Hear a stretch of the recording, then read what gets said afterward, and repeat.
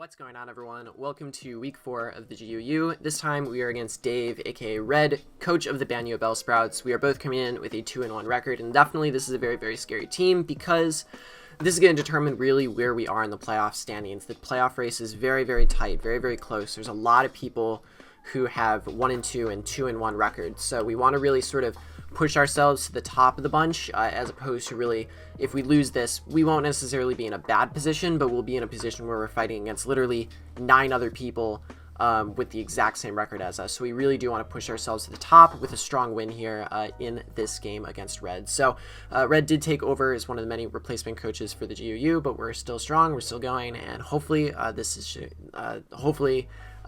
know, the games keep on coming.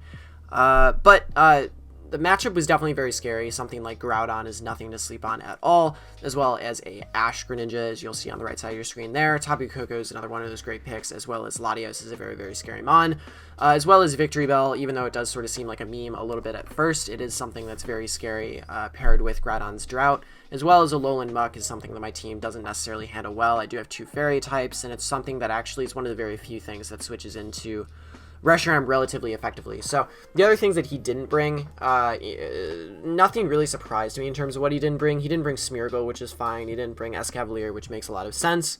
He didn't bring Buzzwole. Buzzwole was something I was a little bit afraid of, but I do have, you know, two fairies, and both my steels aren't weak to fighting, and you know, I have Reshiram and things like that. So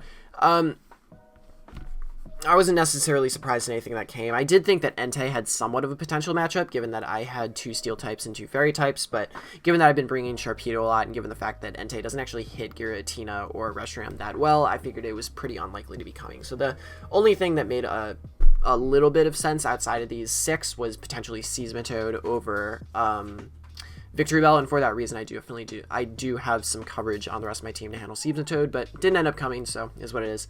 The moves I am bringing on my mons, I'm not going to spitball it like I did last video because I failed, so I brought it up on my phone. Here it is. Hello. Okay.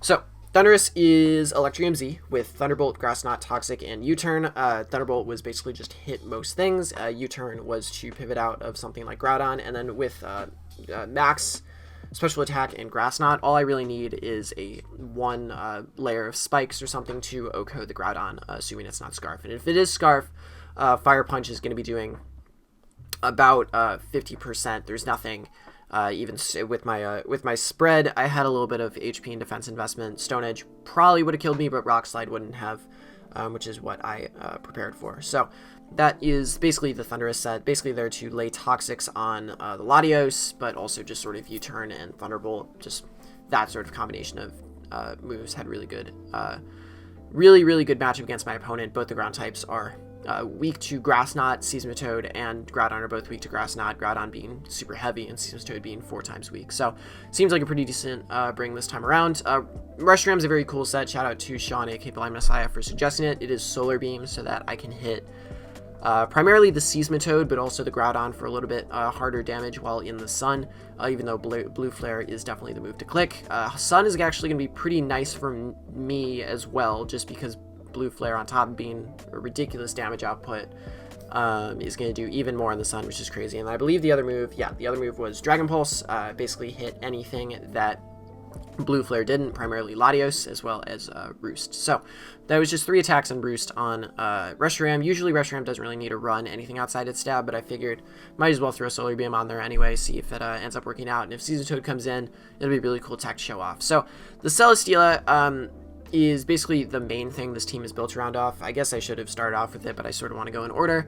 Celesteela is a autonomized set. Surprise, surprise. I still haven't brought in defensive once this season, but at some point, definitely will. I've seen a few matchups down the line where I'm probably going to be bringing Leech Seed and Sub and Protect and all that shenanigans. But Autonomize goes in really, really well against this team, primarily Flying Stab. And I could have brought Swellow for this reason, but I thought with screens and Groudon wanting to click things like Fire Punch against me, and Koko just wanted to straight up hit me with something like a Thunderbolt, Latios probably carrying Thunderbolt, things like that. Pairing screens and a weakness policy, Celesteela is going to be really effective to pop a weakness policy and then hit everything with acrobatics. As you can see, his team does not necessarily appreciate a flying attack, as only resists being Tapu Koko, which is why I have Earthquake. And then if Groudon is still at high HP, despite being adamant, +2 Grass Knot should still be KOing the Groudon. So it's 3 attacks autonomized with weakness policy. Hopefully it should work out. I don't usually bring weakness policy on mons that often. It's definitely a weird item for me to often put on things, but Stromful suggested it. Shout out to Stromful as well, I guess. A lot of people helped me out for this team, as well as Dean, aka Fozzie Arctic. So got a lot of people helping me out for this, and I really appreciate it. The next mon is Clefable. Pretty boring Clefable set, nothing really amazing. It's Mood Blast, Knockoff, Toxic, and Soft Boiled with the Magic Guard Kabia Berry to take a hit from Alolan Muk and be able to knock off its berry, as well as Victory Bell, obviously. So I just figured it was really good to stop the Alolan Muk right in its tracks, because Alolan Muk actually is really, really good matchup against me, and honestly, if I didn't bring Knockoff, it's just a set that can just 6-0 my team. So definitely Curse is a very good possible bring that he might bring, and I definitely expected it. And I didn't really have anything that could offensively pressure it back, so I had to run Knockoff and just get rid of its berry, and that was sort of the plan. And then chip it with Moonblast once I eat my berry. So that was the idea with Clefable. Klefki is dual screen, spikes, and play rough. It's the first time this season I am bringing dual screens. I believe it's also the first time this season since week 1 that I brought Klefki in the first place. And Klefki was a weird sort of niche set week 1. This is sort of doing what Klefki is meant to do with dual screens and spikes and one attacking move with play rough. I think this is also the first time since week 1 I brought Thundurus as well. So bringing back some mons that were left on the bench after our first and only loss so far. And yeah, I thought with screens up, it was going to be really easy to come in with Reshiram and eat hits really, really well, because Reshiram not only works really well offensively here, but it eats hits from Greninja and Tapu Koko. It does have a bit of Spadef investment, so it's actually a relatively good answer to Tapu Koko. And then, yeah, I just figured it worked out pretty well, especially given that I'm not bringing my Nidoking, which one would assume is like a really, really go-to answer against Tapu Koko, but I figured Reshiram and Thundurus were sufficient enough to handle Koko in the first place. So last mon is Mega Sharpedo. I'm really, really liking Mega Sharpedo, so I'm just sort of seeing if it has matchup in the game, and then if it does, I plop it on there. If it doesn't, it's fine. The way I'm building is like I'm building with like I'll build with Reshiram, Giratina, Clefable, Celesteela, see how those work out, and anything else. Then once I'm 5 mons in, I look at it and I'm like, does this team want Mega Sharpedo? Yes, no. It has won Mega Sharpedo a few times, so it's really, really nice just to sort of be an endgame cleaner, but it's also good just to like wall break. Like ideally, what I can do is I can come in on something like Groudon, hit Protect, and just do a chunk of damage, or come in on Victory Bell, do a chunk of damage. Not to mention Protect, aside from getting the speed boost, is really, really nice to have just to stall out Sun, for example, which is really, really nice and fun to have. So I believe the Sharpedo set is Crunch, Earthquake, Hidden Power Flying, and Protect. Hidden Power Flying for the Buzzwole, which, as you can see, did not come, but Earthquake and Crunch basically hits everything else, so that works pretty effectively. The one elephant in the room is that I did not bring Giratina Origin. This is the first time I'm not bringing Giratina Origin. I was thinking about it at first, but between Alolan Muk and just not really being able to touch that, between Tapu Koko just sort of coming in, between Latios just sort of smacking me with Draco, and Greninja coming with Dark Pulse, there were a lot of hits it didn't want to take, and without reliable recovery, I just figured it was something that didn't necessarily fit on the team. I originally had it over Mega Shark, but then I realized Mega Shark actually hit holes in this team a bit better than Giratina did, so ended up not bringing it, so we'll see eventually whether it we'll see whether that bites me in the butt or not. But yep, we are going to skip a little ahead. There we go. Awesome. Still trying to figure out how Matt's technology works, but it's okay. God, the noises are coming out again. This is a reoccurring appearance, but it's okay. He's gonna lead off with Groudon, which I definitely didn't expect. I sort of just decided to lead off with Thundurus here, because I was just looking at it and I was like, okay, no matter what he leads, like it either gets U-turned on or it just, you know, has to take a Grass Knot. So I actually calc this and realized, like, look, I don't think he's gonna stay in, but if he does, Grass Knot does like 90 to 110%. I'm just gonna risk that roll right away. I didn't want to U-turn straight up because I figured that if I U-turned and went into the wrong mon, it was actually going to bite me in the butt really hard, and Socrates was going to live anything but a Stone Edge. And if it went for Stone Edge, I was willing to trade 95% of Groudon's health for all of my Thundurus. So ended up working out. I did end up U-turning on the Claybles. I do go into my Klefki. Probably not the greatest move here because I do lose my Light Clay, and that's going to destroy some longevity for my team in the long run. However, I am just going to be able to use this opportunity to get my first layer spikes. Even if he has Fire Punch in the sun, it's not going to be doing too much damage, but he actually does reveal the curse, which is extremely scary. And I have to look at my team and I go, okay, do I get 6-0'd here? What do I do? So I have to make a very strange play, and I have to just hard out into my Clefable. I cannot let this thing recycle its berry, not do anything like that, and I just have to knock it off right away and hope that my opponent does not think about the potential of knockoff and just sort of poison jabs me straight up and, you know, loses his berry. And if that means I have to lose my Clefable in order to prevent this Muk from 6-0ing me, is what it is. As long as I'm preventing myself from getting 6-0'd by this Alolan Muk, I'm happy. So thankfully he does stay and the knockoff does go off. It does about 3 HP, but it is what it is. I did predict right. He wasn't Iapod Berry. I guess if he was Rest Talk, that would have been freaking horrifying, but I think it would be weird to prep for knockoff Clefable. So it ended up working out, and thankfully I do have the berry and I do take the hit, so I will be able to Moonblast this and get some extra chip, which will put it in range for a couple attacks. Not actually really that many attacks, as he does go for knockoff again, and takes me down to 20. He goes for knockoff, probably predicting me to switch out and reserve my Clefable. Works out really well for me because it does allow me to get 2 chunks of Moonblast off on this rather than 1, which means that instead of being forced to go into something like my Thundurus and getting a big hit off and then probably dying and then going into another Mon, I can just go into Reshiram in the first place and kill it. So thankfully, because he misplayed with the knockoff, I am only forced to sack off Clefable, whereas I think it's pretty likely that I would have had to endure a substantial amount of damage on my Reshiram had I go into Reshiram or whatever I'd gone into. So thankfully what I'm saying is I'm able to kill it thanks to the extra Moonblast chip. He does go into his Latios, which does threaten me out, which is a little scary, but thankfully Klefki is just such a good answer to this, and I'm able to tank a Dragon Pulse very easily. This game is far from over. It's actually very close at this point, and you know, I'm able to get my spikes up as he just goes for a Shadow Ball. This is sort of like a weird standstill where he just can't really touch Klefki too much, so he's just sort of going for as much damage as possible on it, which makes a lot of sense. This is probably a good play, given that he doesn't want to necessarily risk Groudon immediately, and just sort of wants to scout out for what type of set I am on my Klefki. I see that Shadow Ball doesn't do too much, so I'm obviously just okay with staying in. I do go for Play Rough this time around, though. I probably should have gone for another layer of spikes, but I wanted to go for Play Rough in case Groudon came in, which it did.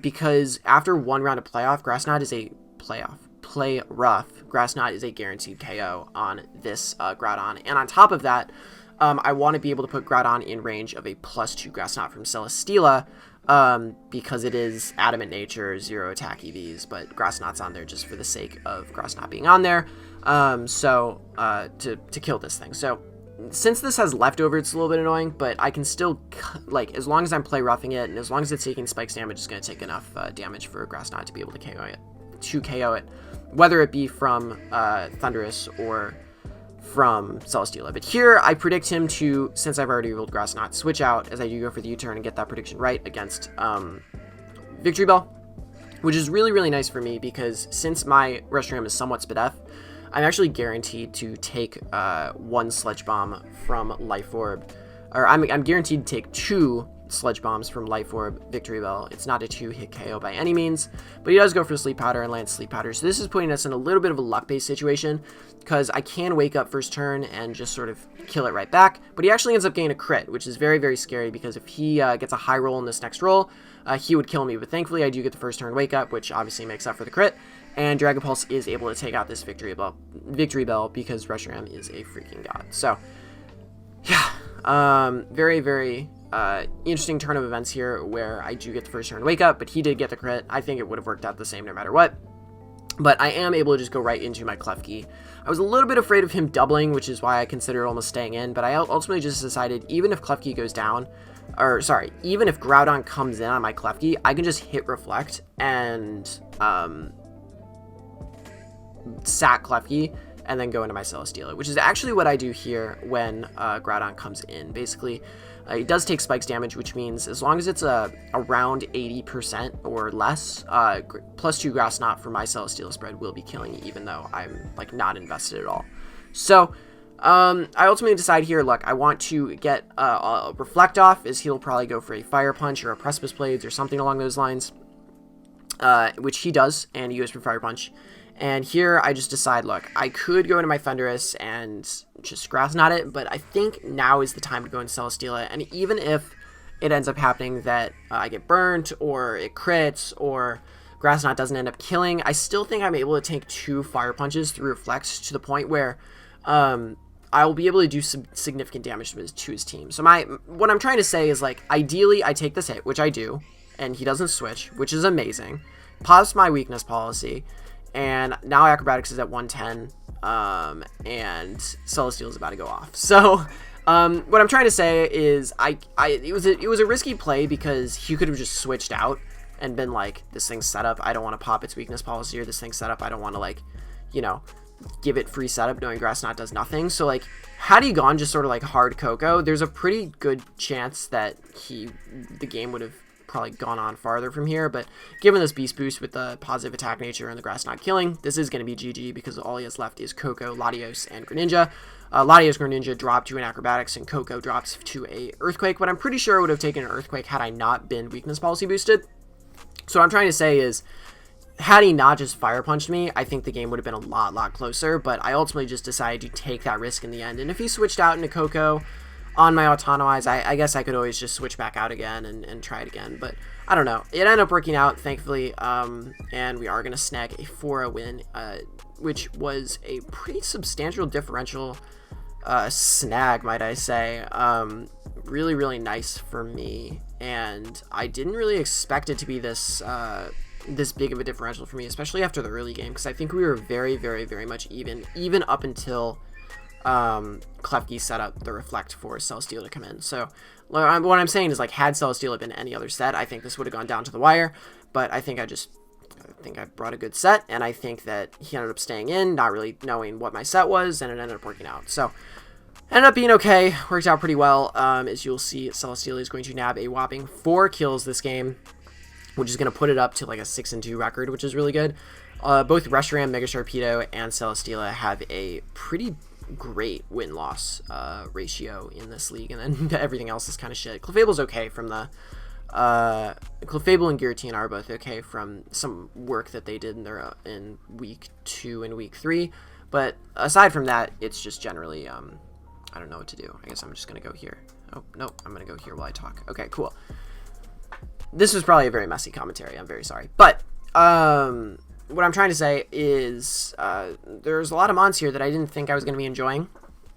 I was even begrudgingly picking up Celesteela, but I think that this game has made me realize, and honestly the GUU has made me realize, that there's a lot of ways people are not using Celesteela that I think they should be using Celesteela. Celesteela is such an interesting mon because it has the capability of being so versatile, and people really prepping between Autonomized sets and a sort of stally bulky set are prepping for functionally 2 different mons, and I think that it's definitely a mon that I didn't think I would enjoy as much as I actually am enjoying it. So really excited to be using Celesteela, and honestly Clefable's another one of those mons that I didn't think I'd be enjoying as much. I was going to get Mega Diancie originally, but Clefable just ended up being the better pick, and I'm really happy I ended up picking a Clefable.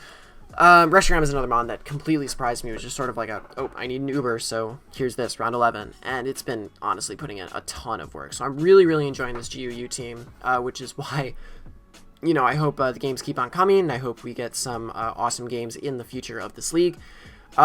Interesting story is I am now the top seed in GUU as of week 4 because everyone above me, Blinn, who I lost to week 1, Kohanks, and someone else, Lux, were all 3-0 going into this. I was 2-1, and they all lost their games in week 4. So that actually bumped me up to 3-1 plus 10. Everyone else below me is 3-1 plus 7 plus 8 plus 5. It's still very close, but it's still really weird to be at the top of a league with still some pretty solid players. So really cool to be at the top of the league. Hopefully we can maintain it going next week up against Alex Cool Rocket. I'll actually probably be playing that game within the hour, so we will see how that ends up going. But thank you for watching. I've rattled on for way too long, but yeah, Celesteela went in, really enjoying the league, and I'm excited to play next week. Good game to Red. Once again, actually not once again, thank God I'm remembering to say this. big shout out to Lantern Joe for recording this game. Really great guy. I think y'all should check out his channel if you're watching this. If you're in this far in the end, I'll link his channel in the below. He's a really nice guy, and honestly just a great dude. So thank you for watching. I'm gonna leave. Goodbye.